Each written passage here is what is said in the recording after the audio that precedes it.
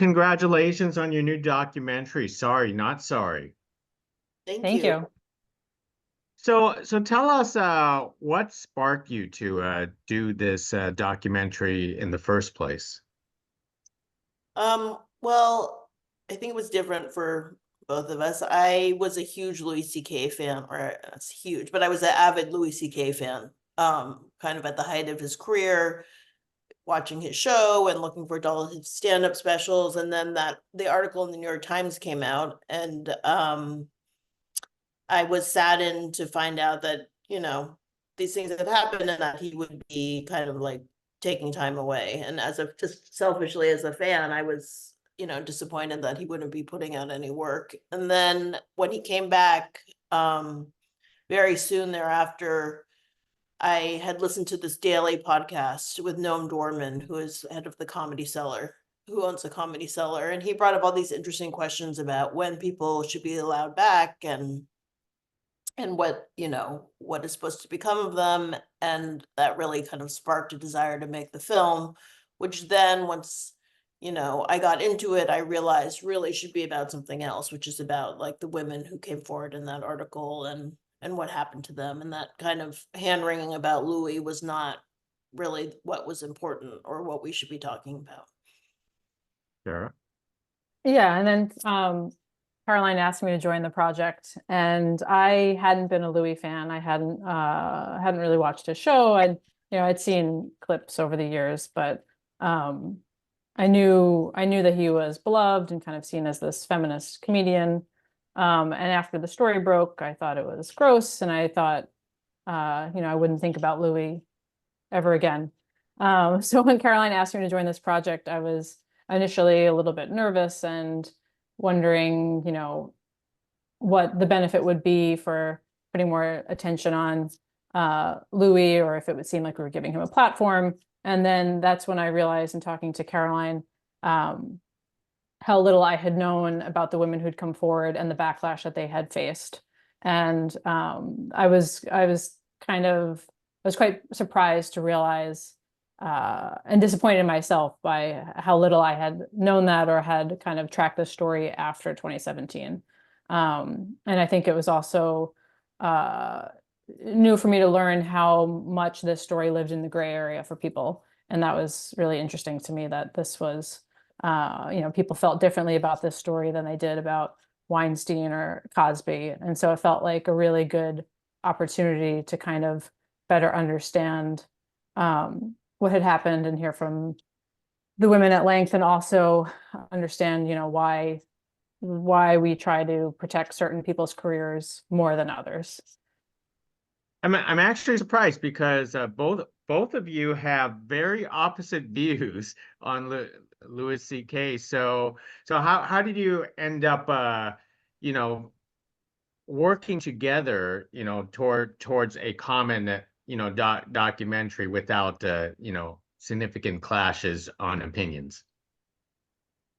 Cara and I have worked together before, and I knew that I wanted to work with her on this because we are from different generations, and I think there are generational differences in terms of how one can look at the story.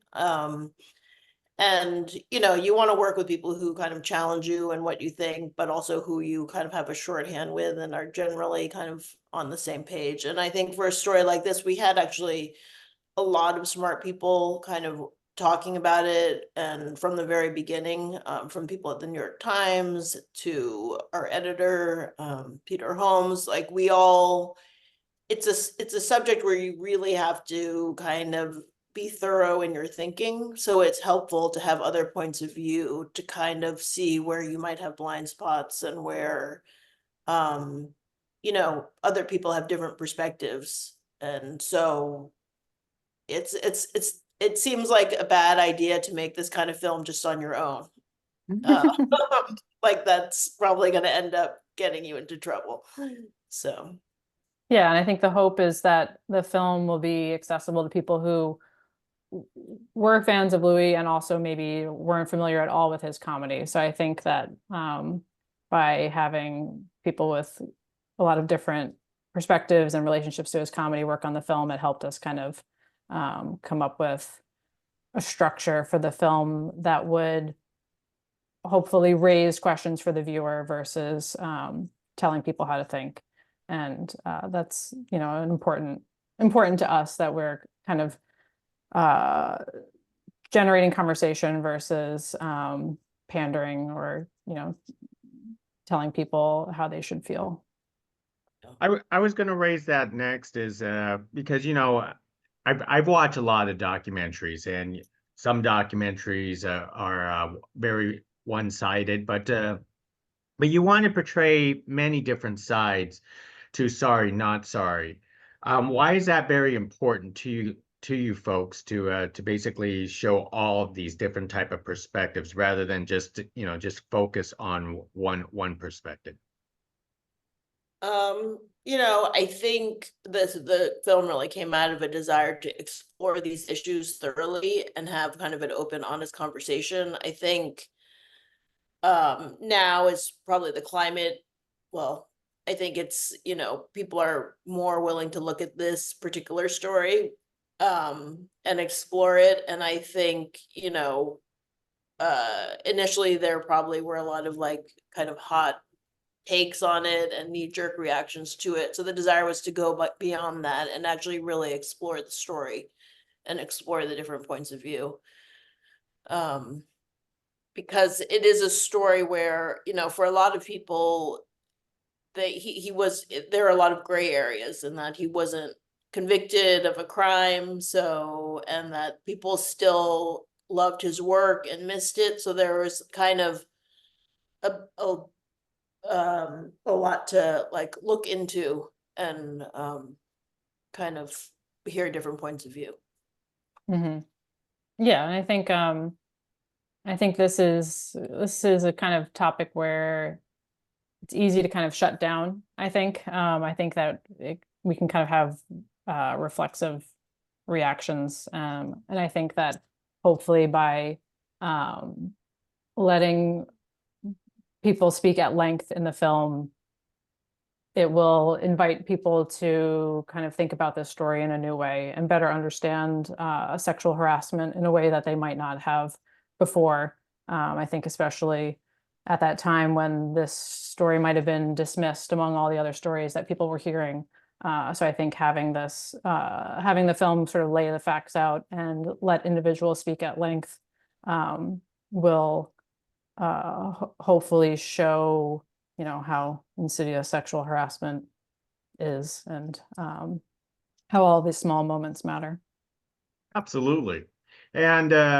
And tell us about your process of reaching out to these women. I understand at least three women were convinced to participate in this. How did you reach out, convince them, and were there actually more women was in possible consideration?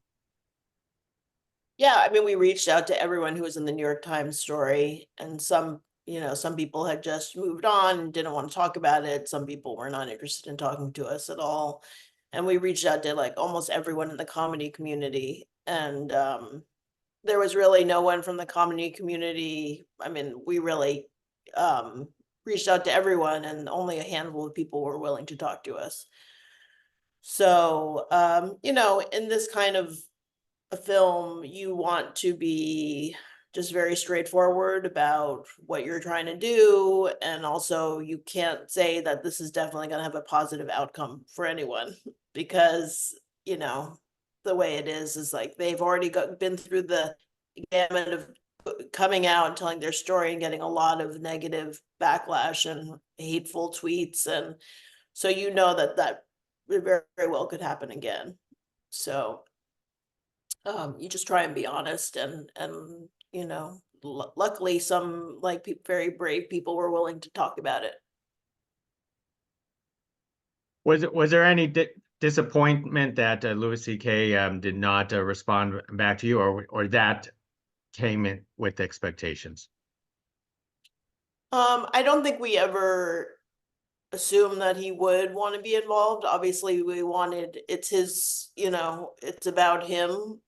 What happened to him, what, you know, he's a huge part of the story, obviously, so we wanted him to have a chance to say what he kind of wanted to say. But from the beginning, the film was really never about him or contingent on his giving him a platform to kind of say what he wanted to say. It was really about the, you know, women in the story, and also the audience, about like what we're all supposed to make of this and how we're supposed to deal with it. So, you know, it would have been complicated if he had wanted to come be in the film, but Mhm. it would have let him. Yeah, this isn't, you know, this was never meant to be a Louis C.K. biopic. So it wasn't the film that we were trying to make. We're not surprised that he said he declined to respond. That is true. So after making this documentary, did it change your minds about Louis C.K. or what actually surprised you? I think it just like we wanted the film to not be a lot of conjecture, but to really just kind of lay out the facts. And I think once we did that, we realized it definitely did like form an opinion about the story and what happened. In terms of like how he changed his tune about from saying what he did, from admitting to what he did and saying it was like a misuse of power, basically, to then coming out and kind of downplaying it and saying it was just a kink. You know, it did seem like a lost opportunity. Once we put all of the pieces together and saw how the whole story unfolded, we realized it really seemed like a lost opportunity for him in terms of like how he could have kind of acknowledged the situation um and been thoughtful about it. And also it really made you realize that there were all of these, you know, that there are a lot of people involved. Like we're all kind of involved in creating the situation. And it makes you question, you know, how you navigate similar issues like this in your own worlds.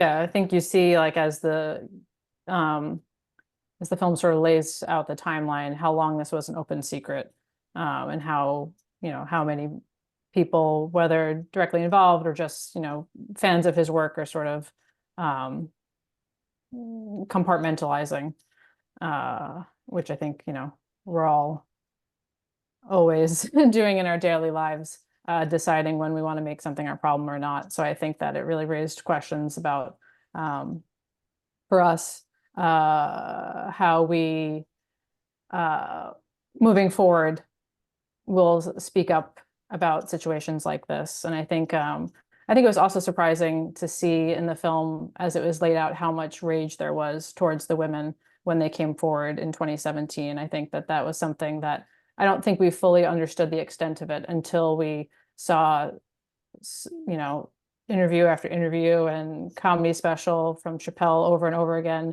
really going after the women.